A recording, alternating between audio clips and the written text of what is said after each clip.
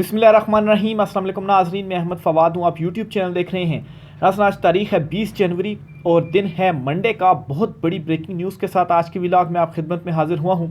पहली बड़ी breaking news तो ये कि जस्टिस मंसूर अली शाह साहब ने फ़ैसलों पर फ़ैसले जारी करना शुरू कर दिए हैं। आज सुबह जस्टिस मंसूर अली शाह साहब ने जो तौहीन अदालत किया और 26वीं तरमीम और आइनी बेंच से मुतल्लिक जो उन्होंने एक नोटिस लिया हुआ था और चीफ जस्टिस याहिया अफरीदी के सामने वो डट कर खड़े हो गए हैं। इख्तियारात को उन्होंने चैलेंज कर दिया है और आज के दिन ही एक और बड़ा फ़ैसला उन्होंने सुनाया है और ये फ़ैसला सिकंदर सुल्तान राजा के ऊपर एक पूरी चार्जशीट है कि ये जो इंतखाबात हुए हैं ये इंतखाबात मशकूक हैं। कुछ एक्सक्लूसिव डिटेल्स आपके साथ में शेयर करूँगा। दूसरे नंबर पर जी, ट्रंप की जानिब से वो एग्जेक्टिव ऑर्डर्स सामने आ गए हैं जो कि उसने फर्स्ट फेज़ में इम्प्लीमेंट करवाने हैं। इस पर भी कुछ तफसीलात हैं, वो भी आज के व्लॉग में आपके साथ में शेयर करूंगा। और इस्लामाबाद हाई कोर्ट से भी एक बड़ी खबर है। इमरान खान साहब को एक तरफ दबाव डाला जा रहा है, ब्लैकमेल किया जा रहा है और दूसरी तरफ इमरान खान साहब से डील भी मांगी जा रही है।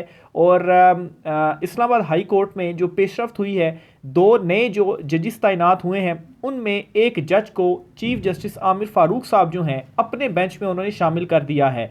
और अब जो एक मंजरनामा बन रहा है वो ये है कि इमरान खान साहब का मुकदमा अव्वल तो ये कहा जा रहा है जी कि 2-3 साल तक आपकी अपील ही नहीं लगेगी और अगर लग भी जाती है तो उसके लिए भी इंतज़ाम मुकम्मल है। चीफ जस्टिस आमिर फारूक और जो नए एक वकील साहब हैं जिन्हें जज बनाया गया है वो होंगे, तो वहाँ से भी आपको रिलीफ नहीं मिल पाएगा। तो इस पर भी कुछ एक्सक्लूसिव डिटेल्स हैं, वो भी आपके साथ में शेयर करूँगा।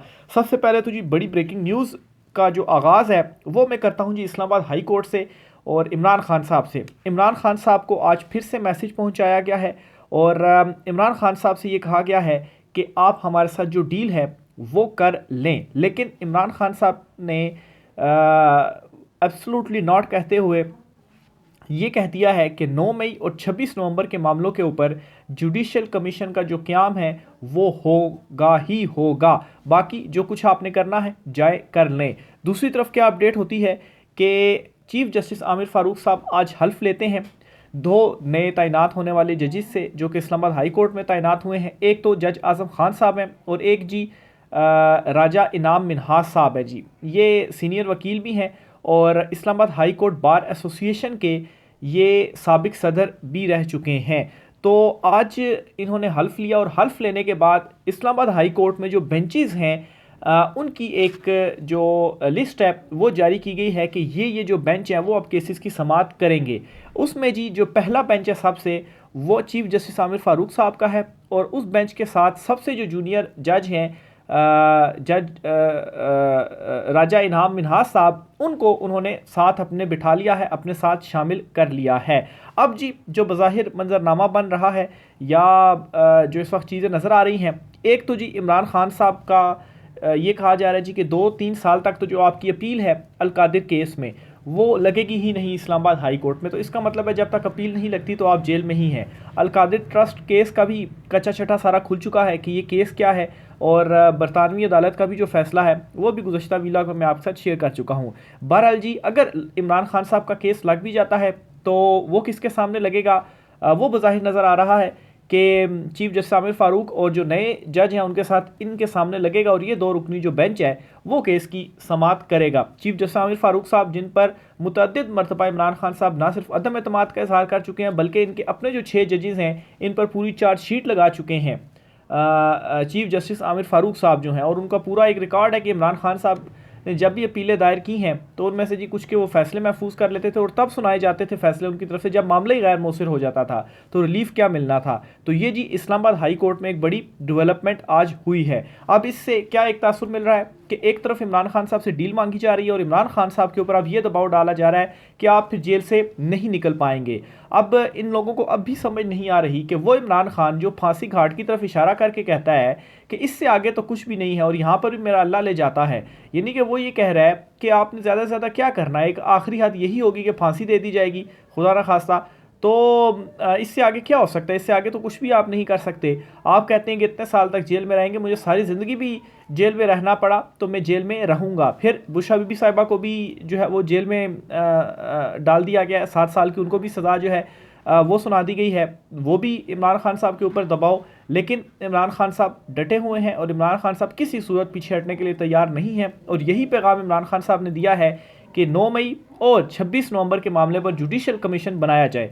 अब सवाल यहाँ पर यह है कि ये कोई ऐसा मुतालबा तो नहीं है कि जिसको पूरा ना किया जा सके, और अगर आपने कुछ नहीं किया तो 26 नवंबर पर और 9 मई पर जुडिशल कमीशन बना दिया जाए। सुप्रीम कोर्ट के 3 जो सीनियर जजेस हैं उन पर मुश्तमिल, और जो तहकीकात हैं वो हो जाने दें। लेकिन जाहिर सी बात है, दाल जो है वो सारी की सारी काली है, तो कैसे ये मुतालबा तस्लीम किया जा सकता है। मुतालबा मान लिया तो फिर हमारा क्या बनेगा, हम सब जो है वो खुद मारे जाएंगे। लेकिन दूसरी तरफ इंटरनेशनल प्रेशर भी बढ़ता जा रहा है।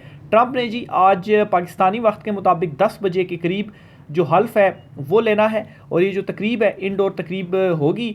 वैसे तो आम तौर पर इस तरह से होता है कि आउटडोर तकरीब होती है, लेकिन इस वक्त जो टेम्परेचर है अमेरिका में जिस जगह पर ये तकरीब हो रही है, तो ओपन ग्राउंड में ये जो तकरीब होना है वो नामुमकिन है, बहुत ज़्यादा वहाँ पर ठंड है। तो इनडोर जो तकरीब है वो हो रही है। और कुछ एग्जेक्टिव ऑर्डर्स हैं जो कि ट्रंप के सामने आए हैं, जो कि ट्रंप ने आते साथ ही साइन करने हैं। और कोई 100 के करीब ये जो ऑर्डर्स हैं, एग्जेक्टिव ऑर्डर्स हैं, ये बताए जा रहे हैं। इन एग्जेक्टिव ऑर्डर्स का मतलब ये है कि ट्रंप ने सिग्नेचर करने हैं और उसके बाद इन ऑर्डर्स के ऊपर इम्प्लीमेंट किया जाएगा। अब इनमें से जी कौन कौन से ऑर्डर्स हैं, एक तो सबसे बड़ा जो ऑर्डर होगा वो ये है कि जो कैपिटल हिल वाला पूरा एक मामला ट्रंप के अगेंस्ट खोला गया था, और उसमें जी बहुत सारे लोगों को वहाँ पर भी गिरफ्तार किया गया था, जेलों में है। तो इस हवाले से वो एग्जेक्टिव ऑर्डर जारी करेंगे। उन्होंने पहले भी इस हवाले से जो ऐलान था वो किया था कि एग्जेक्टिव ऑर्डर जारी करूंगा और उन तमाम की जो सज़ाएं हैं वो मैं ख़त्म कर दूंगा और उन सारों को रिहाई मिलेगी। तो ये एक ट्रंप का आते साथ जो पहला डिसीजन होगा।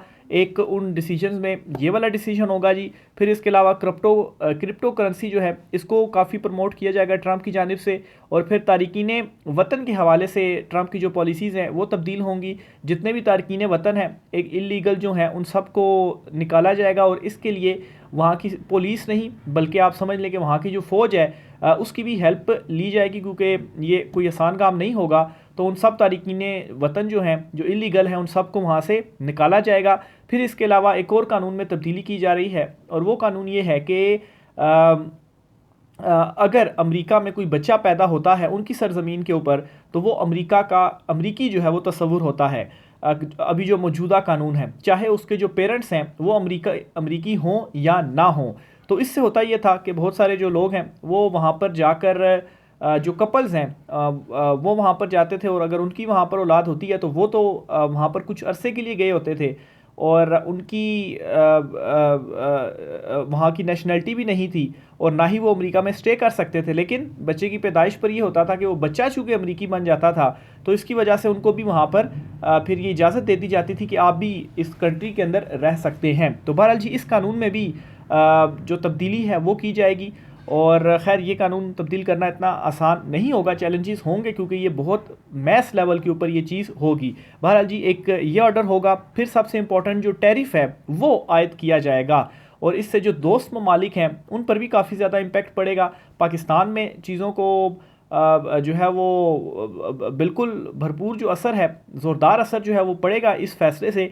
लेकिन ये भी एक ट्रंप की जानिब से जो इक़दाम है वो उठाया जाएगा। तो ये जी एक बहुत बड़ी तब्दीली है। फिर उसके बाद ट्रंप के जब हल्फ उठा लेंगे, और उसके बाद रिचर्ड ग्रैनेल की ट्वीट्स को आप देखें, पाकिस्तान की सूरत हाल को देखें, और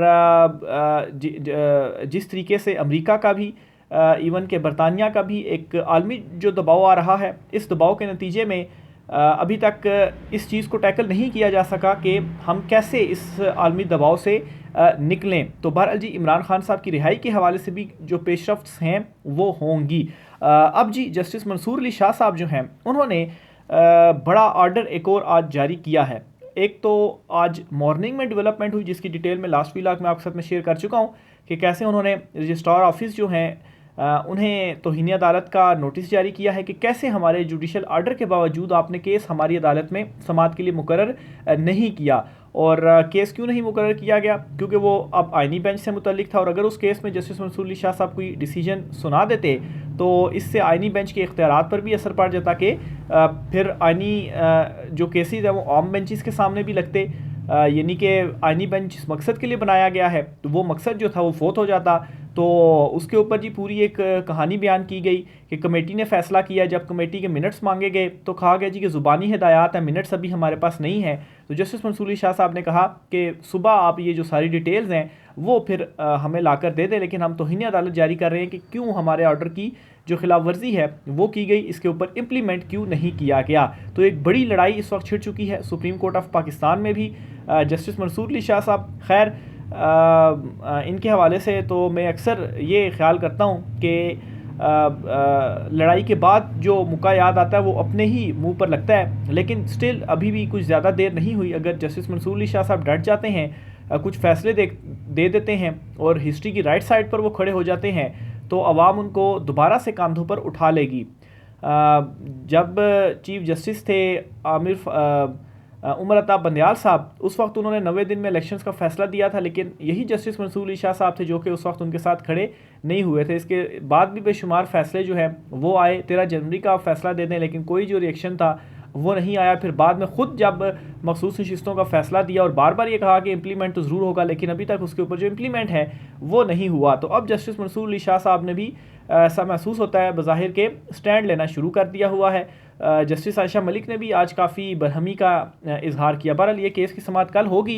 इंपॉर्टेंट इसमें पेशरफ्त ये हुई है कि जस्टिस मंसूर अली शाह साहब ने इस फैसले के बाद एक और बड़ा जो फैसला है वो दिया है। आदिल बाज़ई का जो केस था जिसमें उन्हें डिसीट कर दिया गया था, तो सुप्रीम कोर्ट ने ऑर्डर में वो केस चैलेंज हुआ था, तो उस पर जी इलेक्शन कमीशन का फैसला कालादम हो गया था और आदिल बाज़ई को दोबारा जो अपनी सीट है वो वापस मिल गई थी। इसमें जी जस्टिस मंसूर अली शाह साहब ने जो फैसला जारी किया है, इस फैसले में एक चार्जशीट लगाई है और आप यूँ समझें कि जो इलेक्शंस हैं और इलेक्शन कमीशन का जो किरदार है वो इसमें मशकूक करार दिया गया जी कि कैसे इलेक्शन कमीशन जिसकी जो कोर जिम्मेदारी थी वो अपनी ज़िम्मेदारी पूरी नहीं कर सका। और इसमें जी जस्टिस आयशा मलिक साहिबा ने भी एक इजाफी नोट लिखा है और उस इजाफी नोट में उन्होंने भी बहुत सारे जो सवालात हैं वो उठाए हैं। एक तो जी पहले जस्टिस मंसूर अली शाह साहब की तरफ बढ़ते हैं जी। एक तो उन्होंने जैसा मैं बताया चार्जशीट और सिकंदर सुल्तान राजा जो हैं और इलेक्शन कमीशन का पूरा जो किरदार है वही उसमें मशकूक है। और दूसरा ये जी उन्होंने ये करा दिया कि कैसे इलेक्शन कमीशन ऑफ पाकिस्तान जो है वो ख़ुद हक़ाइक़ को जांचे बगैर कोई फ़ैसला दे सकता है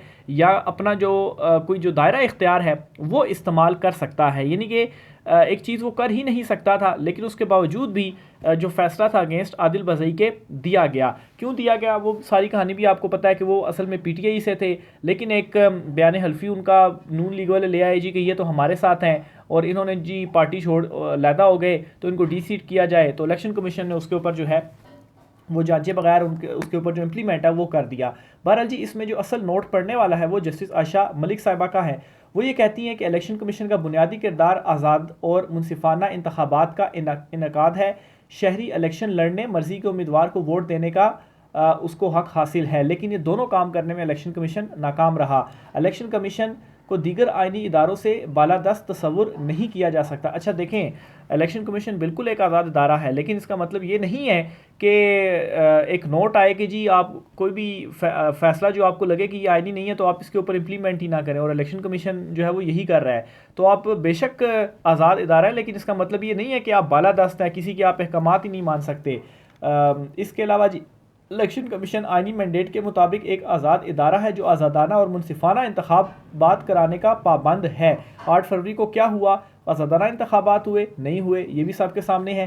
इलेक्शन कमीशन की आज़ादी इंतखाबात की सालमियत को बरकरार रखने के लिए है, यानी कि इसमें बार बार इलेक्शन कमीशन की आज़ादी के हवाले से जिक्र किया गया कि आप अगर आज़ाद आपको करार दिया गया तो आपने ये चीज़ें मेक श्योर करनी है, ये आपकी रिस्पॉन्सिबिलिटी है। आज़ाद का मतलब ये नहीं है कि जो चाहे मादर पिदर आप जो है वो चीज़ें करते रहें।